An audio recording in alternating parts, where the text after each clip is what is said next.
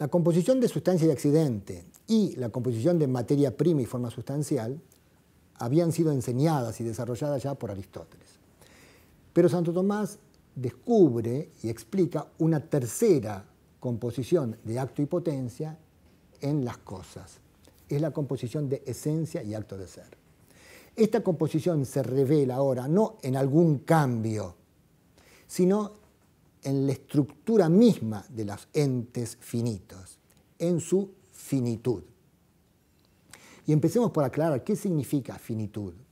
Porque a veces, cuando pensamos en finitud, pensamos solamente en la finitud temporal. Está bien, es una forma de finitud. Las cosas tienen un fin, ¿sí? Un límite.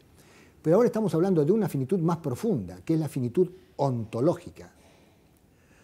Todas las cosas creadas son ontológicamente finitas. Es decir, tienen ser, pero lo tienen limitadamente.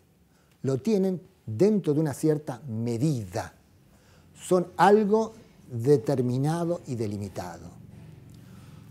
Eso determinado y delimitado es el ente, y distinguimos entonces en él lo que ese ente es, la esencia, del acto mismo de ser, lo que hace que esa esencia efectivamente exista, que es el acto de ser.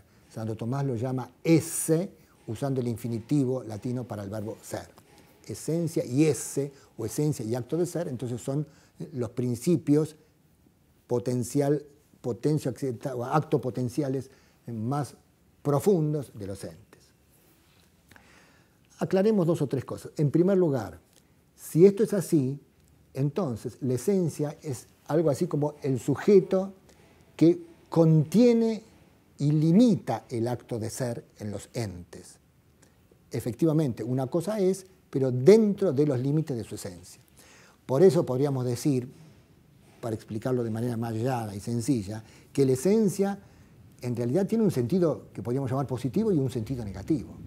La esencia de una piedra es el conjunto de determinaciones que hace que esa piedra sea piedra, es su riqueza interior. Pero la esencia de la piedra es lo que hace que también esa piedra no sea todo lo demás, no sea aire, no sea agua, no sea un viviente, no sea, ¿sí? Entonces, esos son los dos aspectos de la esencia, el contenido interior de determinación, pero también la limitación del ser de esa cosa, ¿sí? Desde ese punto de vista, entonces, un ente que tiene esencia, tiene su ser limitado por su esencia, es un ente finito.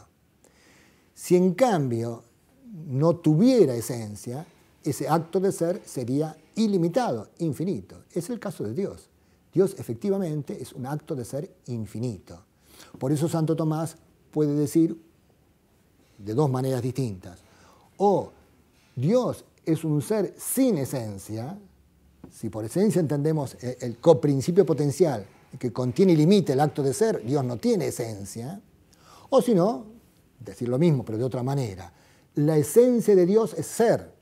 Y en ese caso, esencia significa simplemente lo que distingue a Dios de todos los demás seres, ¿no? Su característica fundamental que lo hace ser lo que es, puro acto de ser.